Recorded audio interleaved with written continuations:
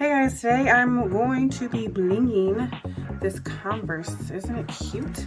Look at the little tongues, like the different colors. I saw this, I bought this on sale last year and it's just been sitting waiting on me to bling it. So after I get done blinging, I'm gonna change the shoelaces. I have this ribbon still that I bought from Amazon. I had blinged one of my daughter's Converse and I had two in the pack, so I'm going to use those. And then look at this bling. It's the chunky bling from Royal Glitz. She's on Instagram. I'm not sure if she has a YouTube, but she does have some really nice products. I buy the chunky little bling from her. Very cute. So I have a few of those, and this one is called Pebbles. This is the one that kind of matches my shoes, so I'm going to use that one.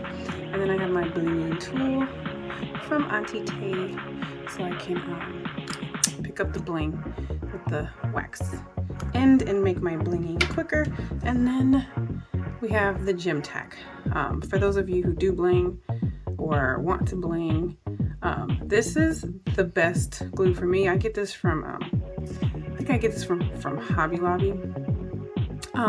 Sometimes if you get it on Amazon, they send you the wrong stuff. They sent me the wrong stuff one time, so that was annoying.